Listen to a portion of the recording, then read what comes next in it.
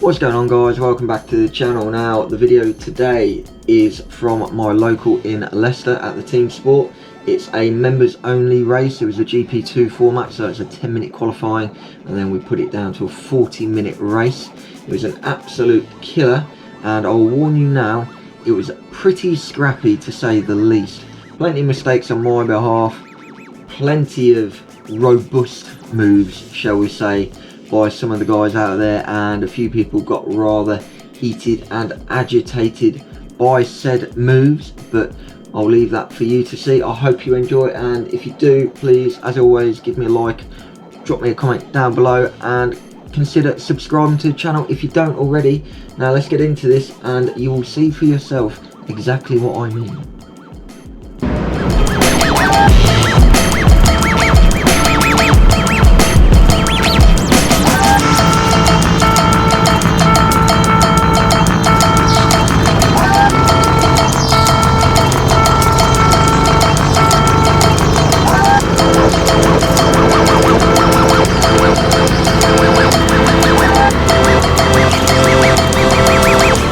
Here we go then, qualifying. I'm not going to bore you with it because, well, it's just qualifying. I'll show you my fastest lap here, which is a 37.6, which out of 15 people put me in P5. I was absolutely blown away by that because I was thinking members race, really quick guys, I'm going to be towards the back and get my arse handed to me, but no, managed to get myself up that sharp end of the grid, and it was pretty close up there as well, with everyone in the top 6 basically a tenth in front and behind of the people in front and behind of them. So this was going to be a tough race really. It could go any way. I could gain positions, I could lose positions, but now let's get to the start of this race and see what is what.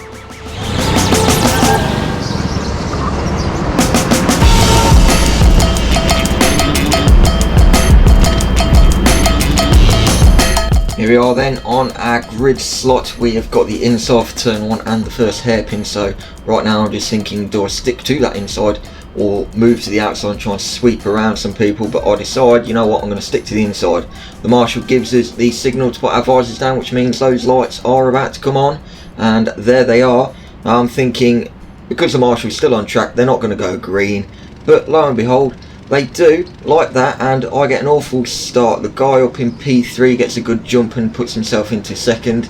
I stay 5th, look for an inside move on Shane, who's in front of us right now, but nothing happens. And then as we come round towards second hairpin, yellow flags flashing.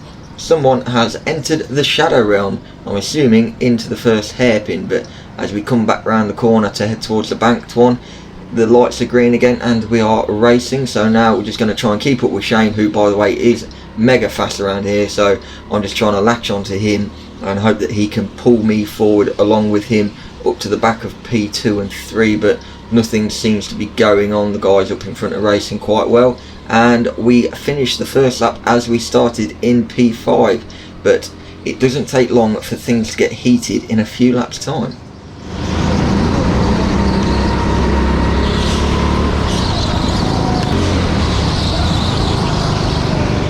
Into lap 3 then, as you can see up ahead, Shane in P4 has caught up with P2 and 3, and if we follow this lap around, you're going to see the first of what I referred to as robust moves, shall we say, at the top. Watch the guy in the fluorescent helmet dive up the inside of the guy in the red race suit and bump him out of the way to take P2. Shane tries it around the outside, but that is not going to work there. So that was the start of things to come really, and we'll skip forward now to the next one.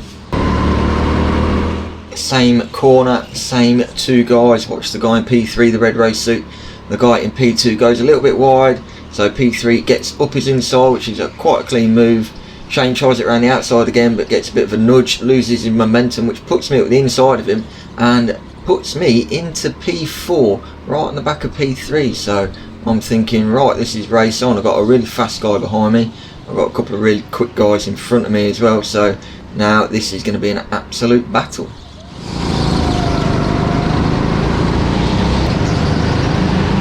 On to lap 7, and this is where things go really downhill between second and third up in front of us here. We've got a back marker which eventually he's going to slow them down, and surprise surprise, this top corner is where it all kicks off again. Watch this absolute punt from P3. Just absolutely nails him wide. I skip around the outside, which puts me up into P3, but that was an absolutely awful move by the guy in the fluorescent helmet in front of me. And then as we keep going around, we'll head around this first hairpin. Obviously we're right on the back of this back marker now to be lapped.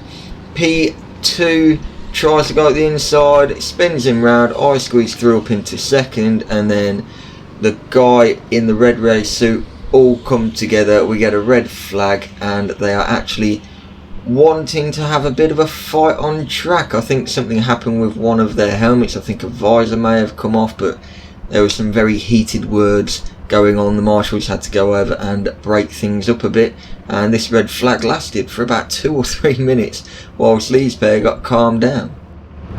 Hey guys, don't forget that my giveaway for the £20 TeamSport voucher is still live till the end of the month, so if you've not entered already, check the description box below for the link to the video that will tell you everything you need to know. You're about to hear how amazed I was to be in second place. I'm in P2. Yep, I could barely believe it myself. But now watch this guy that's at the first hairpin. Bearing in mind this is a red flag. What people will do to gain a few feet on track is unbelievable. Obviously, like I say, it's a red flag. You need to be stopped dead. There's marshals on the track. I don't care how slow you're going. This is just ridiculous. I don't know if he knew I was watching him or not, or if he knew I was watching him, whether he could see my GoPro on my helmet, but I was just in shock by what he was doing. What's the point? Where are you going to go? What's that few feet going to gain you? Absolutely naff all. Just stay still and wait for those lights to change.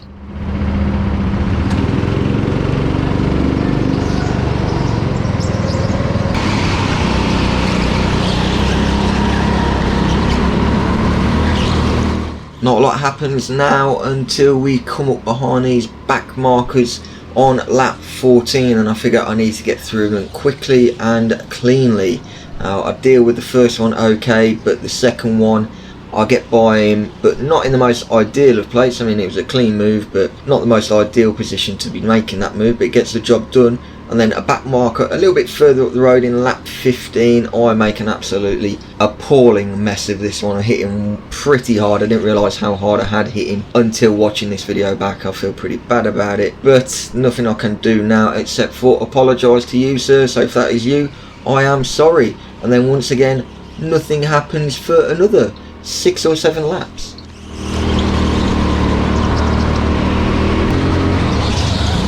Skipping forward then into lap 22. Now P3 is right on my back bumper at this point. I've kept him behind for as long as I could.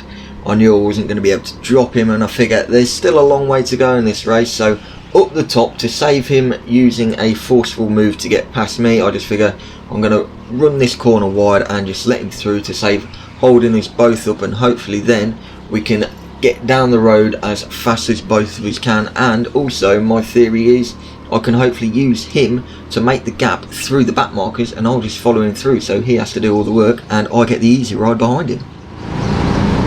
And it almost pays off instantly, but I don't quite get the run out of the corner I would like, so I have to settle in behind him. But not to worry, we will find another place to get past this guy in the blue suit.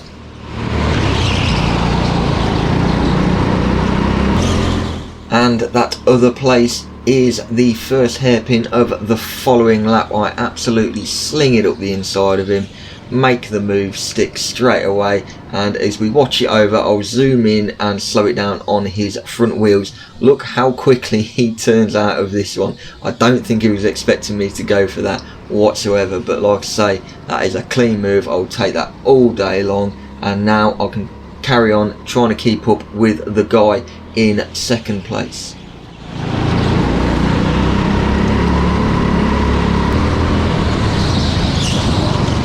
Lap 28 then, and we're behind backmarkers again, and more specifically this guy in the red. It is not the guy from the start of the race, this is a completely different person, but for whatever reason he's decided he is going to defend for his life against us and not let us by. But it takes us a couple of laps, and P2 being P2, liking a robust move, he doesn't disappoint again by shoving him wide at the top of the ramp, which enables me to get through. But it goes to show how hard this track is to overtake, because whilst we were catching up with these guys, we were lapping in the low 37s, and then once we had caught up with them, we were lapping in the high 39s, so we were losing nearly 3 seconds a lap behind him. But yet we eventually get by and get back going again. Here I am making an absolute hash of getting by the next back marker as we go around the bank corner. I nail it into the side of him, completely unintentional of course, but then as we go up to the top I try and get up the inside of him, and he turns in on me and bumps me into the barrier. I eventually get through, but I guess I kind of deserve that little bump there from him. Lap 32, and this poor back marker, oh, he does not know the world of pain he's about to end up in, because P2 sees the smallest gap and just forces himself into there, absolutely annihilating the poor back marker, bless him. Oh well, what a brilliant move, eh?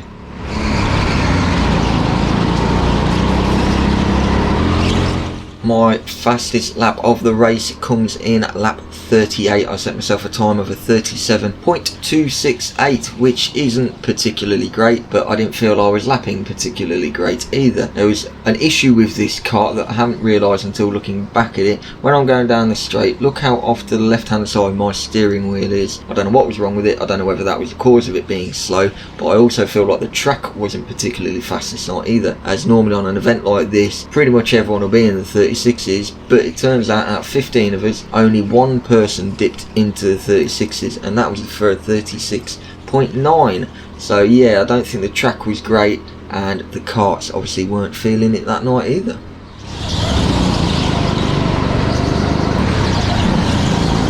Jumping all the way to lap 47 now, and we've come up behind these back markers. I'm trying to get by as quickly as I can, so I'll make a bit of a last minute dive down the inside at the top. He manages to stay on my left hand side, which going down the ramp I'm thinking, ah crap, too wide down on this bottom bit is not going to end well, but luckily he backs out of it and allows me to go through and keep on going to try and catch up with P2 again.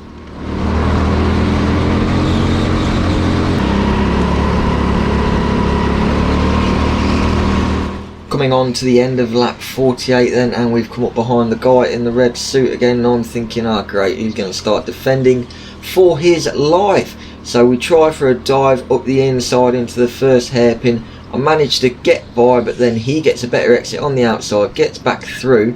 Going into the second hairpin, he waves me through up the inside, which I was very grateful for. I don't get the greatest exit as I try and push the kart along, but yeah, he doesn't cost me too much time, and I can see if I can try and get up with P2, who's having a bit of a job getting by those other back markers.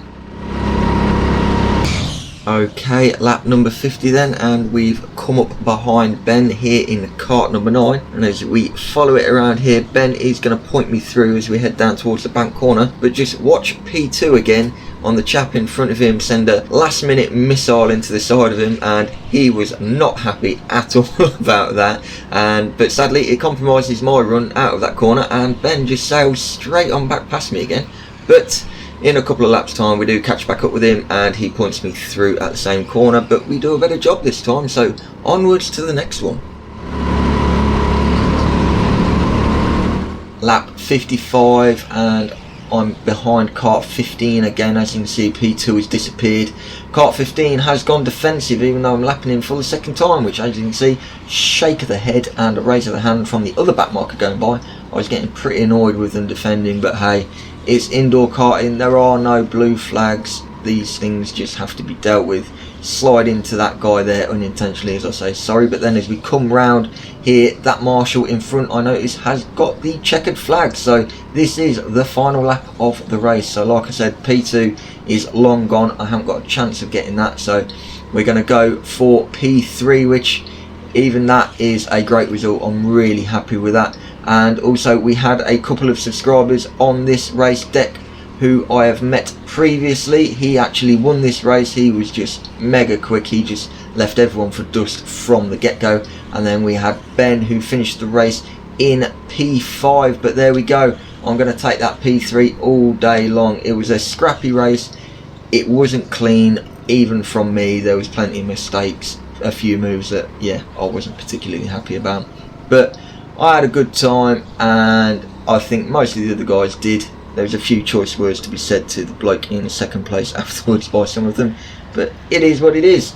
So I hope you enjoyed this video, and if you did, as usual, please give it a like, drop a comment down below, and consider subscribing to the channel if you don't do so already, and I will catch you in the next one very soon.